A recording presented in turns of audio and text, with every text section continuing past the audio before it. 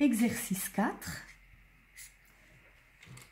60 ml de base de couleur sont mélangés à 120 ml d'H2O2 à 12%. Donc, la concentration la plus élevée, 12%.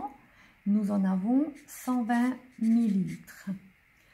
Quelle est en pourcent la concentration de la masse colorante prête à l'emploi? Donc, on a vu qu'on avait en base de couleur 60 ml, ce qui représente une concentration à 0%.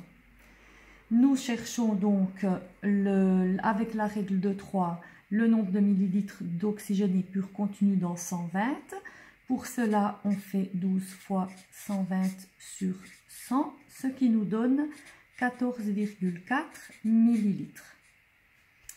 Pour connaître la concentration de la totalité du mélange, c'est-à-dire 120 plus 60, 180 millilitres, on refait une règle de 3, 14,4 fois 100 sur 180, ce qui nous donne 8. Il s'agit donc d'1% puisque c'est une concentration que l'on recherche. On obtient ici un mélange d'une quantité de 180 ml à une concentration de 8%. Exercice 5.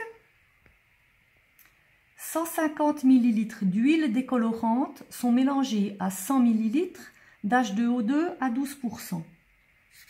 Donc 12%, 100 ml et 0% puisque c'est une huile pour une quantité de 150 ml. La totalité de notre mélange sera de 250 ml et nous recherchons la concentration. 12 fois 100 sur 100, puisqu'il s'agit de 100 ml, ce qui nous donne un résultat de 12 ml. Et la règle de 3, pour connaître la concentration, c'est 12 fois 100 sur la quantité 250, ce qui nous donne un résultat de 4,8. Il s'agit d'1%. Puisque c'est une concentration. La réponse est un mélange de 250 ml à 4,8%. L'exercice 6. Calculer la concentration du mélange avec les indications ci-dessous. Les 2 tiers d'un tube de couleur d'oxydation, en sachant qu'un tube fait 60 ml, sont mélangés avec 40 ml d'H2O2 à 6%. Donc 6%, 40 ml.